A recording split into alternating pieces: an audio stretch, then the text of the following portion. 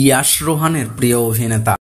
Television দিয়ে অভিনয়ের career শুরু করলেও সিনেমাতেও বেশ জনপ্রিয় ইয়াশ রোহান। পাশাপাশি ওটিটি প্ল্যাটফর্মে দেখা গেছে তাকে ইয়াশ রোহানের বড় পর্দায় অভিষেক হয় স্বপ্নজাল সিনেমার মধ্য দিয়ে। তার বিপরীতে নায়িকা ছিলেন পরিমণি। পরাণ সিনেমা দিয়ে দর্শকদের মধ্যে সাড়া ফেলেছিলেন এই অভিনেতা। পাশাপাশি নাটক, ওয়েব ফিল্মের সমান জনপ্রিয় এই অভিনেতা। ইয়াশ রোহান এবং অভিনেত্রী টটনি একটি ভালো জুটি গড়ে উঠেছে। সম্প্রতি এক সাক্ষাৎকারে অভিনয়ে আসা এবং জীবনের খুনসুটি নিয়ে সোজাসাপটা কথা বলেছেন ইয়াশ রোহান। বড় পর্দা, ছোট পর্দা এবং ওটিটি প্রসঙ্গে অভিনেতা বলেন, আমি একজন অভিনেতা। আমার কাছে বড় পর্দা, ছোট পর্দা এবং ওটিটি বিষয় নয়।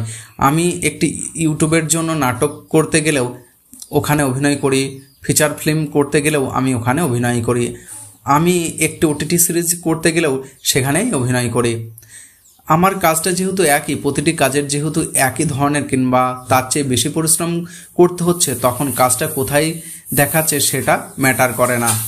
দৈনন্দিন জীবন এবং অভিনয়ে আসা নিয়ে বলেন যে, আমি ঘুমাতে পছন্দ করি, প্রচুর সময় ঘুমিয়ে কাটাই। আমার অভিনেতা হওয়ার শখ কখনোই ছিল না। আমি সব সময় একাডেমিক লাইনে থাকতে চেয়েছিলাম। কম্পিউটার বিজ্ঞানের শিক্ষার্থী ছিলাম। একটা সময় শিক্ষকতাও করতাম।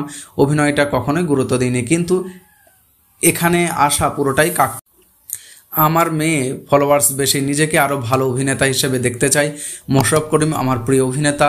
মা আর বড় ভাই সব সময় অভিনয়ে আমাকে সমর্থন করতেন।